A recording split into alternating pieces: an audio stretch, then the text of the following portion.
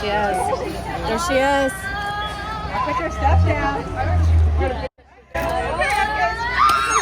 Oh, it started. It started.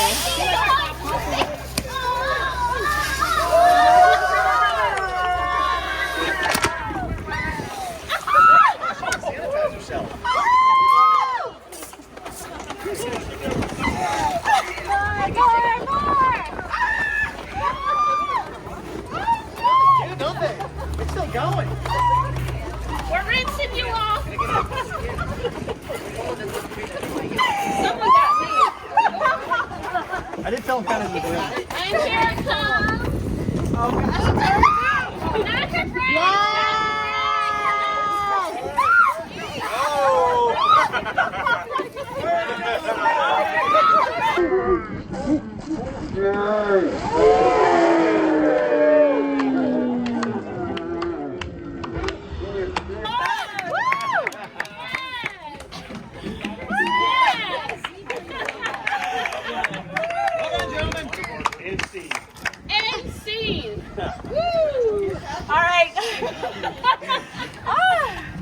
Okay guys, I just want to say thanks for everyone coming out.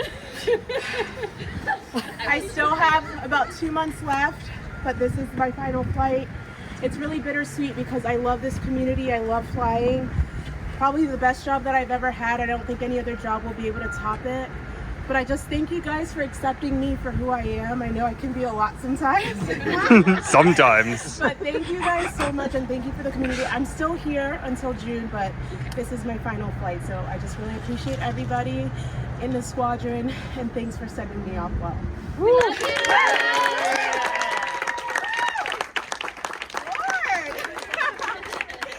I did ask for everybody to go all out, so this is good. Okay, y'all. Where's my wine? Yeah, what is it? Sweet sparkling red? Yeah. Right. Cheers.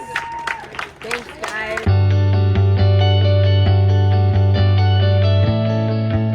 What you guys just watched was my final flight, aka Finny Flight.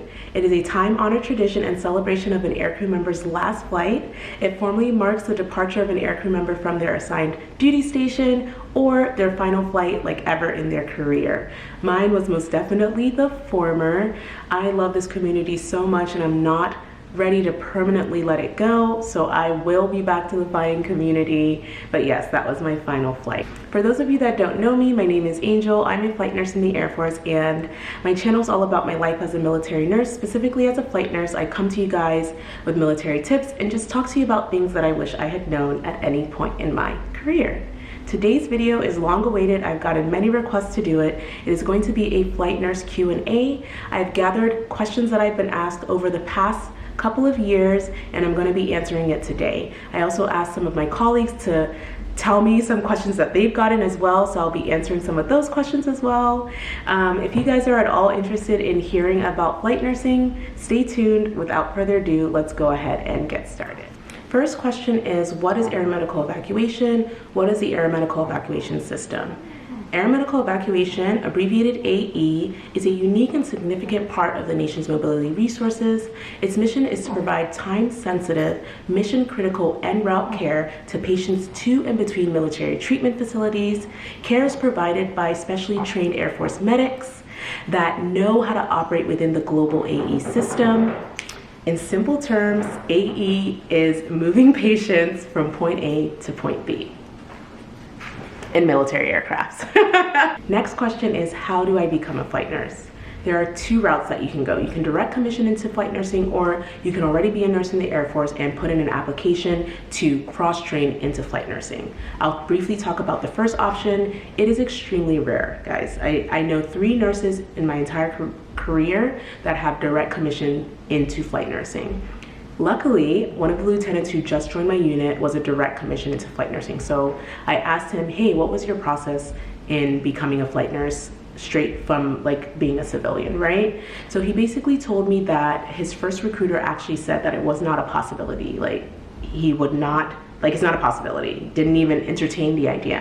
Halfway through the process for him, his recruiter got switched, and the second recruiter said, why not? Let's go ahead and submit the package to both the flight nursing board and the med-surg board. So his recruiter submitted his application to both boards, and he interviewed with both the med-surg chief nurse and the flight nursing chief nurse. Interviewed with both. His package went to both, and he got accepted into the flight nursing. I think, like, again, it's kind of the luck of the draw.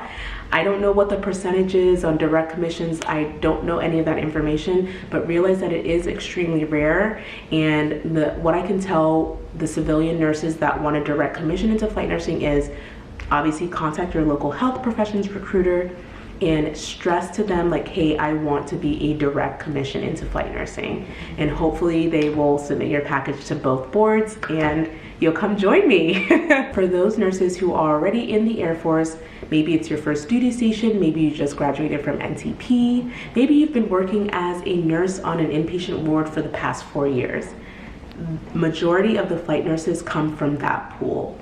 Air Force nurses who are already commissioned and have been working in the Air Force for a couple of years. So first thing that you guys want to do is talk to your chief nurse. Your chief nurse will be your best friend. And I'm not just saying this, without their blessing, you will not be joining the flight nursing community. You need to have the blessing of your chief nurse, and they need to be on board with you cross-training into flight nursing. So my advice to nurses and inpatient, if you know like this is what you ultimately want to do, when you have your sit down with your chief nurse, make it known to them like, hey, this is ultimately my dream to be a flight nurse. When I was a lieutenant, that is exactly what I did with my chief nurse, and she shut it down. Very quickly because she wanted me to have inpatient experience before I went directly into flight nursing. But my whole point is, first step is to talk to your chief nurse and make it known that, hey, I want to do flight nursing. First step. You've got an approval from your chief nurse. They're going to sign a memo for you to get your class 3 flight physical. The flight surgeon is going to go over your medical record, make sure that you don't have any disqualifying conditions. There are multiple disqualifying conditions. I shouldn't laugh when I say that. I'm sorry, guys.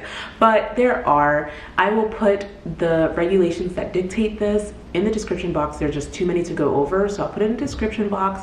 But just realize that some of these things are waiverable. It may increase the amount of time for you to get cleared, like by the flight surgeon, but realize that there are waivers that can be put in for you to still be eligible to be a flight nurse. But after your chief nurse gives you the thumbs up, you do your class 3 flight physical, and then that is the second step. So you've passed your flight physical.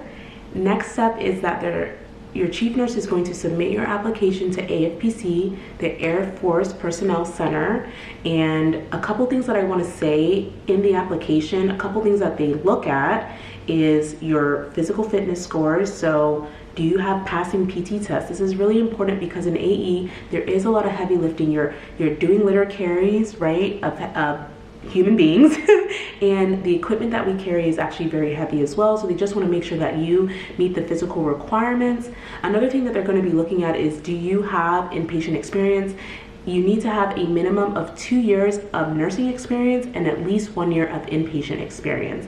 You can waive this requirement, but you're gonna have to have a really good reason as to why you're waiving it. And especially with the career field being 90% manned, I don't really see them kind of bending to say, oh, we're gonna be accepting people without that 1 year of inpatient experience. Something to keep in mind. Another thing that I want to mention is, and I kind of alluded to it earlier, was like you need to have the full support of your chief nurse and your command team. The application specifically asks, does your command team support you going to the flight nursing course that you decided to go to, like the date? They ask that question, like point blank period. When you're submitting it, your chief nurse is endorsing that, yes, we fully support this.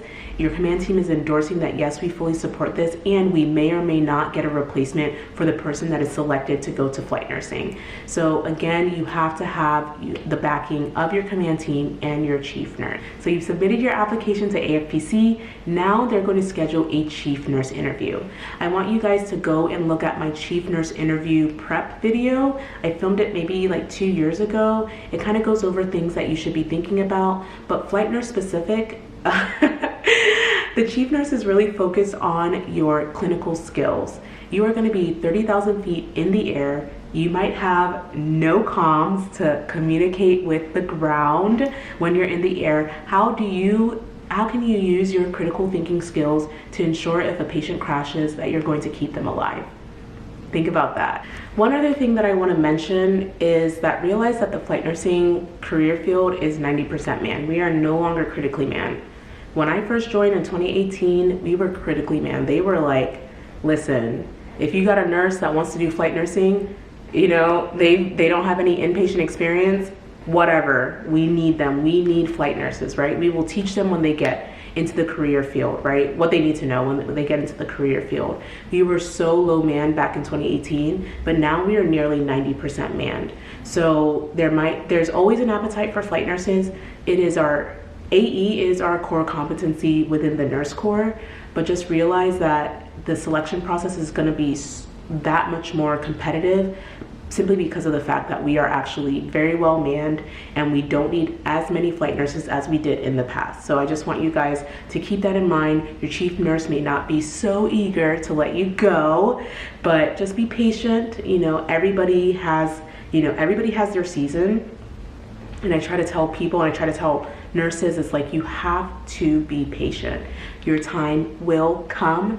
Persevere. If you want to be a flight nurse, I guarantee you that you will be able to be a flight nurse, but just realize like we are 90% manned, so it's just going to be, the selection process will be a little bit more competitive. I wanted to make sure that I said that. I had to eat something. My blood sugar was getting low. Y'all don't want to see me hungry. Y'all don't want to see me hungry. Another thing in the application is you're going to have to sign to say that you are willing, if the Air Force requires it, to do 2 AE assignments, like back to back. The assignment time frame for officers is now 48 months, so 4 years for stateside, and in AE it's 3 years for overseas. So you may be doing anywhere from 7 to 8 years in AE. AE is a lifestyle. It is not for everybody, and that's why, you know, and you might not have to do 2 assignments.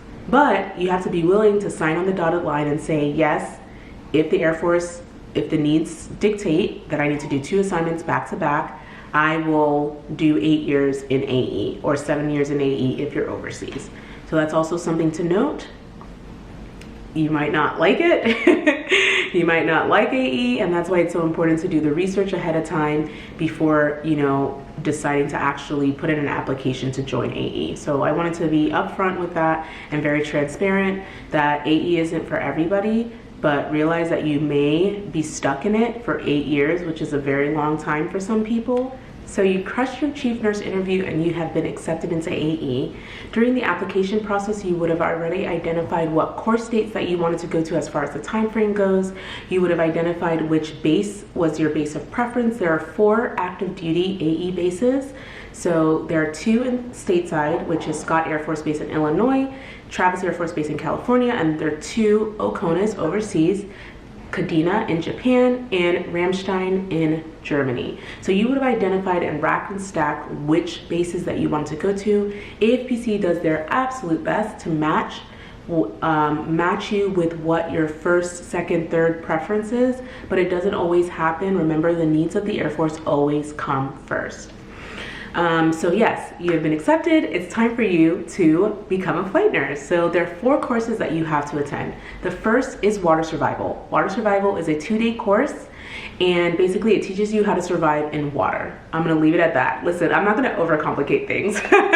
Then it's survival school. Survival school is a 9-day course. Survive, evade, resist, escape. They're gonna teach you how to do that. It's fun. I went to the full course. I'm like one of the OGs that went to the full course. It was more than 9 days. I was out in the woods. I was killing rabbits. Listen, I was doing all the things. Okay, I'm sorry. Survival course. Good luck. Next, you're gonna go to FNAET, which is the Flight Nurse Aeromedical Evacuation Technician course, which focuses more on your clinical skills. it focuses more on clinical skills, right? So that is a 29-day course. And then you're going to go to Air Medical Evacuation Initial Qualification, AEIQ, and that is going to focus on what you need to, like the very, very basics of what it is to be a flight nurse and a flight med tech. Then you do your check ride, you pass your check ride, and then you head to your assigned unit, and you're a flight nurse. It's a tough journey, but you can do it.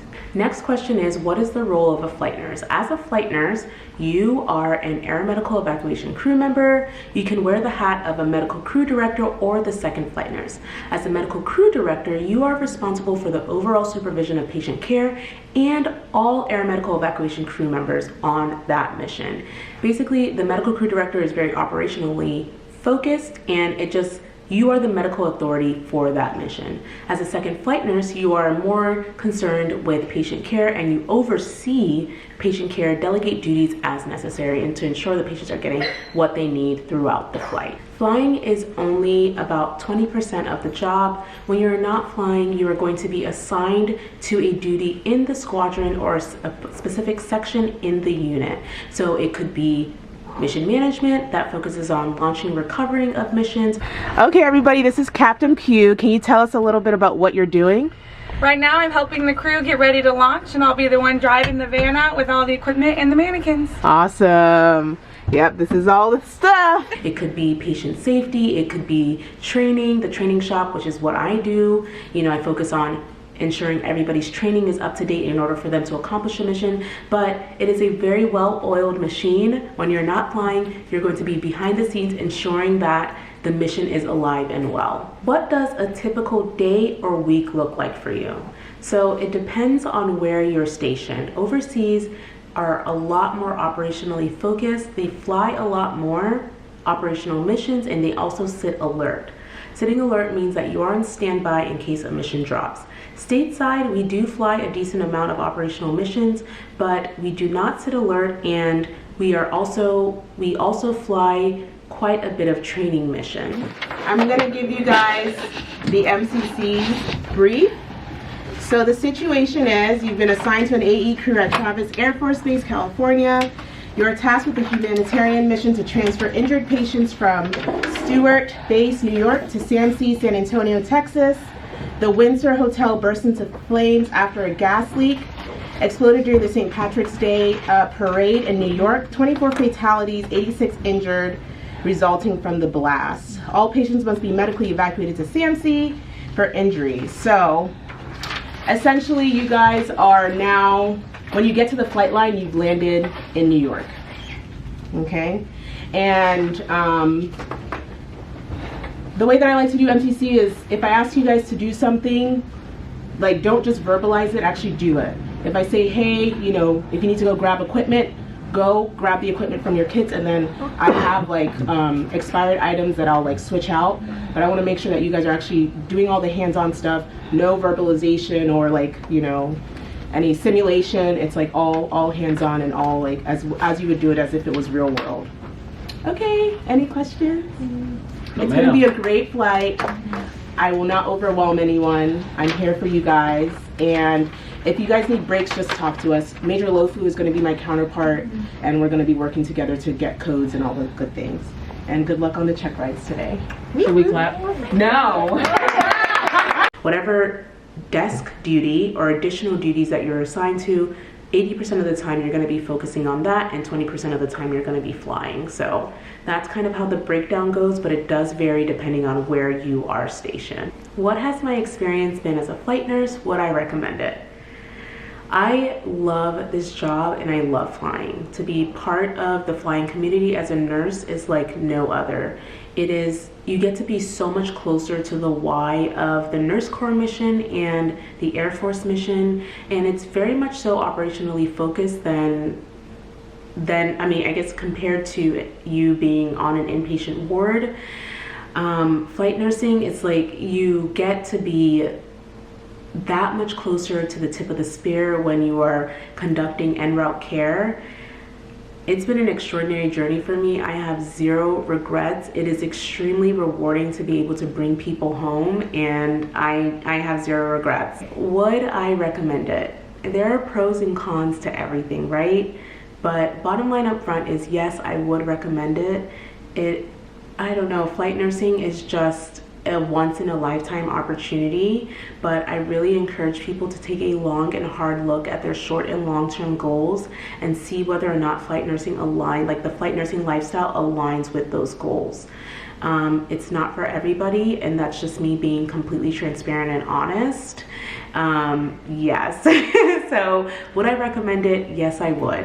And the flight nursing lifestyle is going to tie into the next question a little bit of what is it like to be a flight nurse? So what is this lifestyle that I keep on talking about? What is the flight nurse lifestyle? This ties directly into how often we're gone on TDYs, deployments, and just time away from home station. Fact of the matter is you're gone a lot. That is the lifestyle. Are you so excited to deploy tomorrow? Absolutely, but I've been to Qatar many times, so I'm not new to this. I'm extremely true to this, so it's gonna be a good time. And it depends on where you're stationed. Some people are gone more than others, but if you're not on operational missions transporting patients, then you are training in order to bolster your clinical readiness skills and just be a better flight nurse. If you're not training, then you're participating in joint military exercises to prepare you for the next fight. I mean, you're gone a lot, and that's why it's so important to have a good, solid support system prior to joining AE. Deployments vary based on where you're at. For active duty, deployments have slowed down, but all of that can change based on world events. So again, the lifestyle is you're gonna be gone a lot. For young single people, I don't really think that the flight nursing lifestyle is honestly ideal. What are the pros and cons of AE? The pros are, first of all, it's a completely different environment than the med group. You're not seeing patients every day. There are no quotas that you have to meet.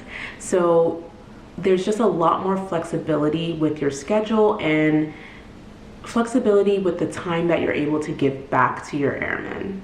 I'll leave that at that. It's just a completely different environment. In AE, there are just a lot of cool opportunities that you just don't see outside of this environment, outside of this community. My very first training mission, I had the opportunity to go to Singapore, Japan, Australia. It was an intercontinental journey. This was my introduction into AE, and it was a mission over 8 days, and I had the time of my life. There are just so many cool opportunities that you just don't see outside of AE. So that's another pro. Another pro is that it's an extremely tight-knit community. We all face the same struggles. Let me just say that. We all face the same struggles, so it's an extremely tight-knit community. We always have each other's back, and we're always looking out for each other. Not to say that it's not like that outside, but even more so tight-knit in the AE community, because we're all experiencing the same things, and we all know how it feels to be gone for an extended period of time. So we're constantly checking up on each other's families and just like ensuring that everybody's good at all times. So I guess that's some of the pros. As far as cons go, AE is cool about 10% of the time. The rest of the time is not very exciting. You have to keep up with a lot of regulations and you're training a lot. It can be very mundane. So I think people are like, AE, and it's like great all the time. I mean, it's an awesome mission, but just realize like when you're not flying, it's not that much fun. Another con is AE attracts a lot of type A personalities. I'm guilty. I'm like a textbook type A personality. But when you put a bunch of type A personalities together, it breeds a very competitive environment. So, you know, it can get a little bit competitive, and just, you know, I just always tell people, it's just like, stay true to yourself and don't ever step on anybody to make your way to the top. That can be an entirely completely different video, a video on its own. But yes, it does breed a very competitive environment. Like anywhere else, there are politics that are involved and bureaucracy to an extent. So just, you know, AE is not that different than like, I guess, the rest of the Air Force. Next question is, what kind of patients do you care for?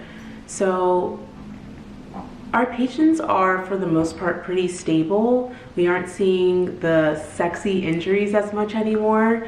But yeah, I mean, it depends on where you're at. When I was deployed, I saw a lot of sports injuries and other medical surgical diagnoses. And there's always, deployed or stateside, whatever the mission is, there are always a lot of psych patients. In Kadena, they transport a lot of babies, so there are a lot of NICU patients. And at times, we actually work with NICU teams. We sometimes, if we have burn patients, we'll work with the burn team. And at Travis, we actually, every Westpac mission, which is like a mission into the Pacific, we always travel with CCATT. CCATT is the critical air transport team, critical care air transport team. And yeah, so we always fly with them. So it just really depends on where you're at, and it also depends on world events. So depending on, you know, what happens in the world, we may see more trauma patients. But yeah, as far as like, I've seen a number of injuries. Like, I'm not trying to like downplay the kind of injuries that I've seen. I've seen traumas, I've seen gunshot wounds, I've seen all of the things. But on a regular, I would say for the most part, you're seeing medical surgical diagnoses, and majority medical surgical diagnoses, sports and ortho injuries, and psych patients. That's probably what you're going to be seeing. Next question is there any advancement opportunities similar to floor nursing, such as charge nursing or nurse manager in AE? So yes, there are advancement opportunities. I started off in 2018 as a basic flight nurse, just trying to learn my job and become a proficient flight nurse. Then I advanced into instructor flight nursing, where I was teaching, still am teaching the next generation of flight nurses and flight med techs. And then finally, I became an examiner or evaluator flight nurse, holding people accountable to safe nursing practice standards and flying standards. So there definitely is a ladder that you can advance in flight nursing, but I just advise you to not really think about that when you first join. Just try and learn your job, stay in your regulations, and just, I think that's the main thing that you need to be focused on. But there are opportunities to advance, but don't let that be the sole focus when you first join. Another question that I often get is, what is the difference between AE and CCATT? Are they the same thing? So no, AE and CCATT are not the same thing. CCATT is the critical care air transport team. It consists of a physician that is critically care trained, a critical care nurse, and a respiratory therapist. This three-man team augments AE, like the standard AE air crew, when there is a critically injured patient that requires like constant monitoring or stabilization, just like the more complex injuries. CCATT is essentially an ICU. They turn an aircraft into a flying ICU. And essentially, we work in concert to ensure that the patient is transported to a high level of care that they need. But CCATT comes on board with AE when we have a critically ill patient that requires ICU level attention. So that is the difference. We are not the same thing. They don't have to go through the same training as we do. They go through their own separate school. And if you wanted to be a CCATT nurse, then you have to have, I don't know all of the requirements because I'm not a CCATT nurse, but I do know that you have to have a critical care background and a number of years in the ICU. The last question is, what is the best advice that you would give to somebody who is wanting to join AE? The best advice that I have for you guys is to keep an open mind and remain flexible. Flexibility is the key to air power. Realize that you're going to be gone a lot. Also realize that AE is a huge learning curve. You are learning a whole new career. Nursing at the bedside is completely different from nursing at 30,000 feet in the air. So remain humble, ask questions. Before joining, do your research, watch this video, share it. I cannot wait to see you guys when you join AE. If you see me, please say hi. I just can't wait. You'll have the time of your life. This career is so rewarding. And like I said before, I have no regrets. I think you guys will love it, but just come in with an open mind, Be flexible, remain humble, and you're gonna love it. Thank you guys so much for watching this video. I hope you learned something from it. If you did, please hit that like button, and if you're not already subscribed, please hit the subscribe button. I really appreciate the support. I'm not sure what my next video is gonna be, but whatever it is, I hope you guys tune in. Thank you for flying with Angel. I will see you guys in my next video.